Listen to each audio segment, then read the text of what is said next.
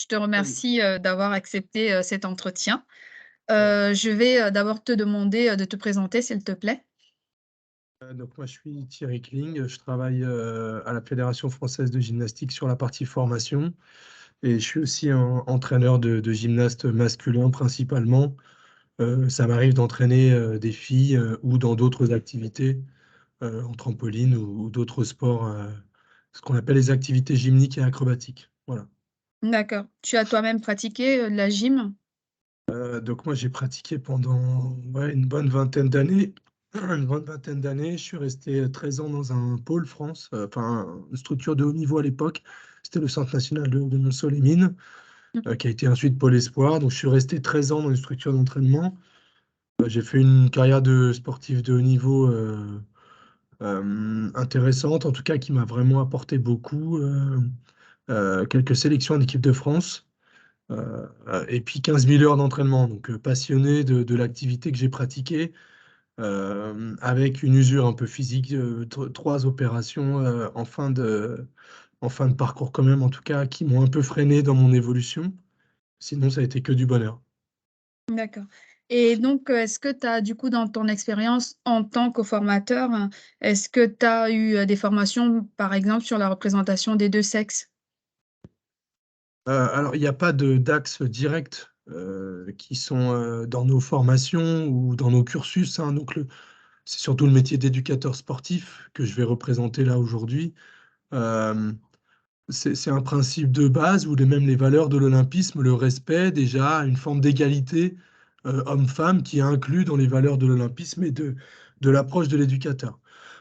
Après effectivement, la gymnastique masculine, celle que j'ai pratiquée, où la gym en général est plutôt une connotation, un sport, féminin, plutôt pour les filles.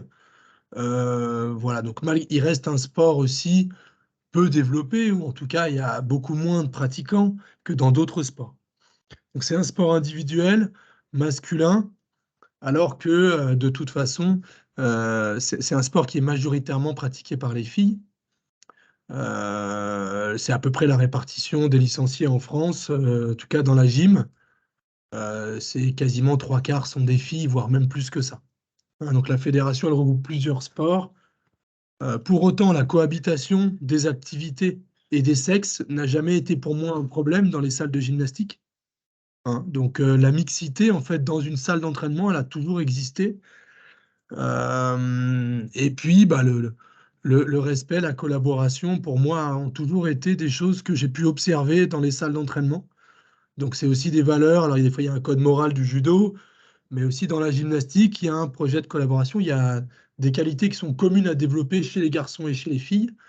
Par exemple, la baby gym est mixte. Et puis, parfois, le début des activités gymniques est fait de manière mixte. Donc, il peut y avoir des gymnastes mixtes et puis des entraîneurs qui sont mixtes aussi. Malgré tout, ma discipline, elle est principalement entraînée par des hommes. Il y a très peu de femmes qui interviennent dans ce sport-là. Et souvent, quand elles interviennent, elles vont intervenir pour plutôt la partie artistique ou la partie gymnique, un peu liée à une forme chorégraphique ou dansée sur une partie artistique. Donc, il y a des collaborations qui sont mises en œuvre entre des femmes et des hommes entraîneurs en fonction des objectifs qui sont fixés. Donc voilà, en gros, un premier niveau de réponse. Après, ayant entraîné des garçons et des filles, des jeunes garçons, des jeunes filles, et je suis aussi passionné par le corps humain, qu'il soit d'un homme ou d'une femme. Pour autant, quand je l'ai étudié dans mes études et dans la réalité, il y a des différences qui sont sensibles entre l'homme et la femme dans sa composition physiologique. Donc, la capacité de force maximale qui doit être développée pour nous chez les gymnastes, malgré tout, l'égalité des sexes sur la capacité de production de force, manifestement, c'est impossible. C'est impossible pour plein de raisons qu'on ne va pas évoquer là.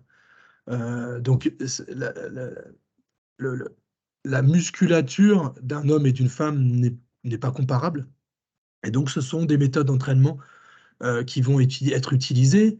Des filles qui ont une mobilité ou une souplesse plus importante que des garçons. Donc vous voyez, nous, on est confrontés de toute façon à des adaptations de l'entraînement qui sont genrées quand même. Des entraînements spécifiques pour les garçons, spécifiques pour les filles aussi. Les garçons seront moins souples que les filles et les filles seront moins explosives que les jeunes garçons. dans leur capacité à produire de la performance gymnique. Les filles auront plus de facilité dans la partie artistique que les garçons, encore que souvent c'est parce que les garçons ne le travaillent pas. Hein, les filles ont plutôt tendance à travailler cette partie-là. Donc il y a un OK. impact indirect qui fait que dans nos entraînements, on est obligé de prendre ces paramètres en compte. Je suis pour l'égalité des sexes, évidemment, mais pour la production d'un effort gymnique, voilà, comme le 100 mètres entre un homme et une femme, il y aura nécessairement quelques secondes d'écart ou quelques dixièmes de seconde. Donc ça, manifestement, pour moi, c'est pas un problème. C'est un prérequis du fonctionnement du corps humain et des limites qu'il peut avoir. Hein. Et pour les garçons alors, puisque là tu parles justement de ce déséquilibre en termes de nombre entre les filles, et les garçons.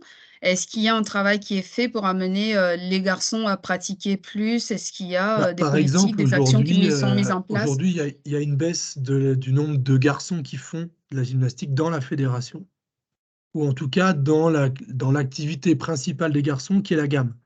La gymnastique artistique masculine, celle que j'encadre moi depuis à peu près 25 ans. Donc ça fait à peu près 25 ans que je suis entraîneur, j'ai commencé à mes 18 ans. Donc voilà un peu une baisse qui est en cours. Alors c'est aussi une transformation, il y a le parcours qui est arrivé récemment dans la fédération. Donc c'est une activité moins réglementée, moins contraignante physiquement, qui demande aussi moins d'heures de pratique, qui sont plutôt à connotation acrobatique, un peu plus fun, un peu sous forme de challenge avec de la musique ou autre. Donc il y a une activité parcours qui est en train, je dirais, et c'est une des finalités, des objectifs de la fédération, de compenser cette baisse des garçons. Il y a des actions qui sont menées, mais c'est pas si simple que ça à entretenir, puis des évolutions de société aussi. Un basculement des gymnases. Si on a autant de garçons qui font de la gym dans 10 ans, peut-être qu'il y aura eu un basculement de la gamme vers le parcours. Mmh. Voilà, il y a un petit peu des nouvelles activités qui sont plutôt cette fois-ci à destination des garçons, hein, et un peu moins de filles vont pratiquer le parcours, même si les cours aujourd'hui sont mixtes. Mmh. Donc la dernière activité qui est arrivée dans la fédération est une activité mixte. Donc ça, c'est quand même très intéressant. D'accord. Je suis Et au fortement niveau oui, Vas-y. vas-y. Oui. Je suis fortement convaincu que moi, j'aurais plaisir à collaborer avec un entraîneur femme qui pourrait apporter aussi autre chose dans son système d'entraînement. Donc, je suis pour la mixité dans l'entraînement, je suis pour la mixité dans l'encadrement. Je pense que ça peut que être des points forts à construire intelligemment. Et donc, il y a ce déséquilibre au niveau des pratiquants, mais aussi au niveau des dirigeants, c'est ce que tu veux dire? Est-ce qu'il y a des choses qui sont faites pour avoir davantage peut-être de dirigeantes?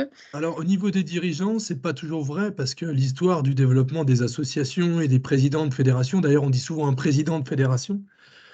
Donc là, que ce soit en politique ou en politique sportive ou dans les fédérations, il y a des incitations, en tout cas, peut-être des obligations réglementaires à une forme d'égalité homme-femme dans les instances dirigeantes. Donc ça a fait bouger, en fait. Hein. Ça a Au déjà fait niveau de la bouger. Il y a gymnastique? davantage oui, dans tous les sports, mais notamment en gymnastique, où on a davantage de femmes qui sont aux responsabilités, hein, des vice-présidentes ou des personnes qui interviennent dans les responsabilités départementales, régionales, voire fédérales.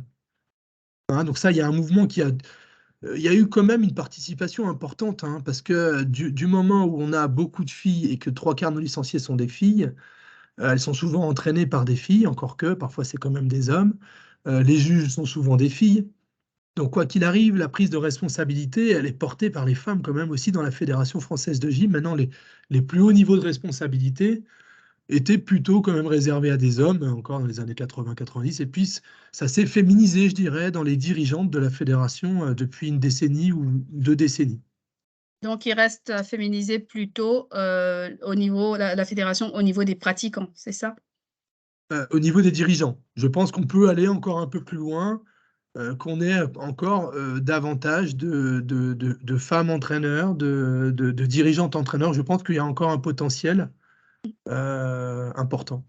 Donc 2 axes à la fois, donc féminiser, les le les fonctions de dirigeants et féminiser aussi, au niveau, des pratiquants, du nombre de pratiquants, garçons pratiquants. Oui, voilà, garçons pratiquants. En fait, l'idée, c'est d'augmenter le nombre de licenciés global, c'est d'avoir encore plus de filles et aussi encore plus de garçons, quelles que soient les activités même qu'ils vont pratiquer. Hein. OK. Bon, bah, merci beaucoup, pour toutes ces Bah, de informations. rien. Bah, je te dis bon après-midi Marie-Stéphanie, à bientôt. Merci, à bientôt, au revoir. Salut.